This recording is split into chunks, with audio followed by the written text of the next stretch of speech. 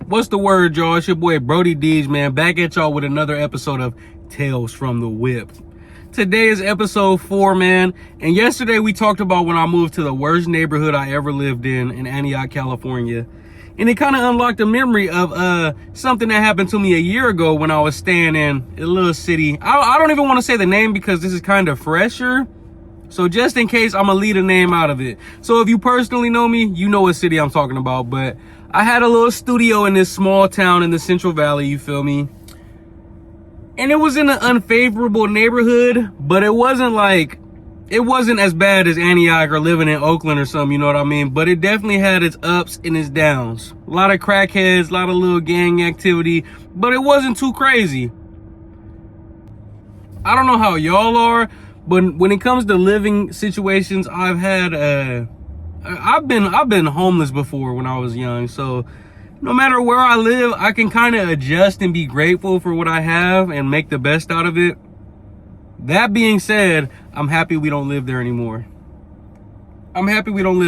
Between all the transients and shit knocking on my door, trying to buy dope off me or trying to have me do crackhead activities with, hey, can you help me lift this refrigerator? No, bitch, I'm not doing that. I'm happy we don't live there anymore, man.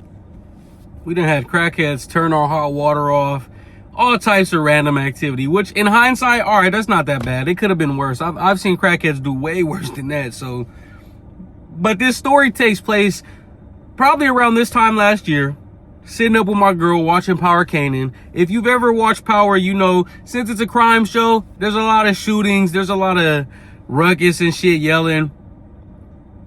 So I'm locked in watching it. But when a shooting scene happens, I'm like, am I tripping?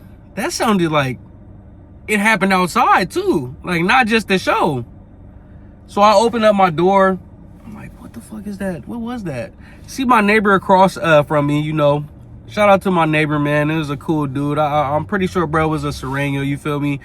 Change of pace where I lived at too. I forgot to mention this. So I'm from the Bay Area, Hayward, California. I say it damn near every video. I got a hat that says it, all types of stuff.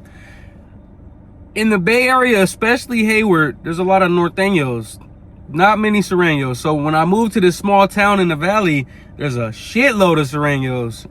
Something that I'm not used to, but they, you know, they cool. I don't gangbang, so it ain't nothing to me. If you're a cool person, you're a cool person. So I open my door and I'm looking at my neighbor. I'm like, what was that, bro? I yell it across, what was that? He's like, I'm like, what? I feel like I'm in SEAL Team 6. Fuck is going on? You giving signals? So I look over. There's a 13-year-old standing out there. I mean, he probably 13. I want to say he's 13. Maybe he's a teenager. You know what I mean? He's out there and he fucking looking around, lifting his shirt, You could tell he got hit by some hot shit. He looking to see where it went, where it hit him at. You know what I mean? I'm like, oh fuck. I'm like, this happened right in our parking lot. Bro is like, he like 10 feet away from me. I'm looking like, yo. So my first thing is, I'm like, ooh, are they gonna double back? Are they about to double back and try to finish the job? Or are they about to just start letting off? You know, I got PTSD from living in bad neighborhoods. I know how this could play out. So I'm like on edge, like, oh my God. And then as I'm looking, here comes a black car, reverses into our spot in front of the kid. I'm like, I'm down there like I'm about to turn my head. I don't even want to see what happened, dog. It's tough. I didn't even want to know what was going on, bro. But it was his homies. I'm assuming his homies because they swooped in and they picked him up, bro. He got straight in the car, right in the car with him. I hear him yelling and shit. Yo, what? Now, most cases you'd be like, oh my gosh, it's so sad a kid got shot, which I was like, damn, that's sad as hell. Even though you could tell it wasn't like anything super severe, but it's still a gunshot and you never know until you get to the hospital. It could hit a nerve, it could hit a fucking a vein, anything. So, but I could tell that little 13-year-old was with the activities. You know, you can tell when a kid he's down the wrong path, brother. He's down the wrong path. That boy was thugging, man. That boy was thugging. I could tell. So I see them dip off, hear all these cop sirens, all this stuff. So I step outside now. I'm like, okay, whatever. The police around, they pick the boy up. It ain't like, unless they're just fucking super thugs, his ops not about to come back over here just tripping, shooting shit, you know what I mean? So chopping it up with my neighbor, I'm like, damn, what the hell happened? He like, yeah, I think I seen somebody on the roof over there popping into this parking lot, because I seen everybody run from behind the apartments. I'm like, damn, what kind of setup is this? They on some New Jack City Black Panther shooters on a rooftop type shit, dog. That shit's crazy to me, man. I felt like a movie or something. So as we chopping it up, I'm like, damn, a little kid come from behind, not a little kid, another teenager. He comes from behind the apartments. Hey, y'all see my boy? Where my nigga at, man? Where my boy at? I just see my boy get shot. Where my boy? I'm like, what the fuck? We like, damn, no, they swooped him, bro. We seen somebody in a whip come get him, bro. You good? He's like, what the fuck, man? He fucking walked back, strap on him. I'm assuming strap on him, because in the valley it's 110 every day. This little nigga got a fucking hoodie on. He down there got some baggy ass 501s on. I'm like, oh no, it's too hot for this. So we know you got that Blamarino on you, big dog. Or little dog, he was a youngin', but shit. Get out of that jam, I would've called him big dog. Fuck that, let me keep my life. Fuck that, dog.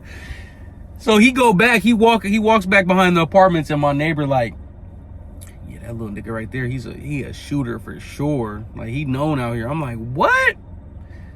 So for reference, behind us, the worst neighborhood in the whole fucking city is right there.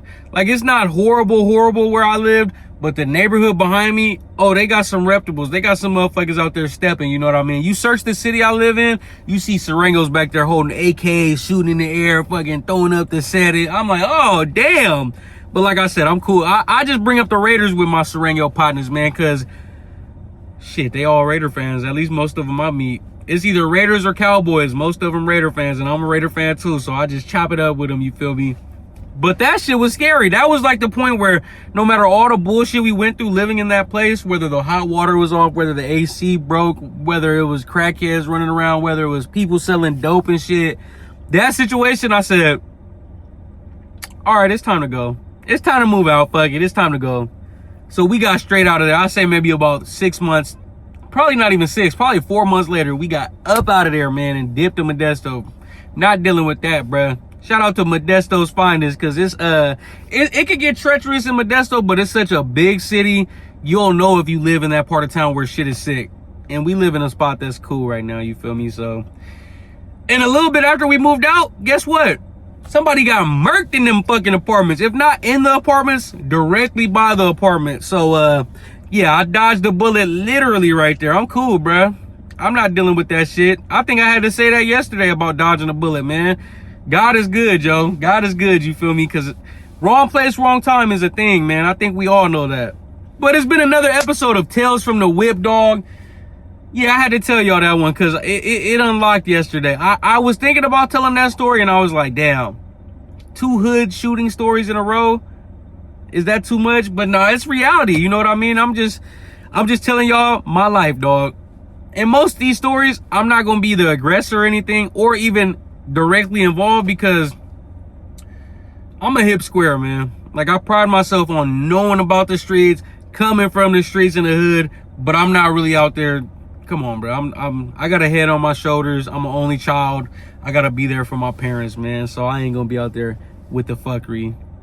So, man, I love y'all. Another episode in the books, man. Tales from the Whip, episode 4. Make sure I like, share, comment. Let me know any experiences, if you've been through anything like that.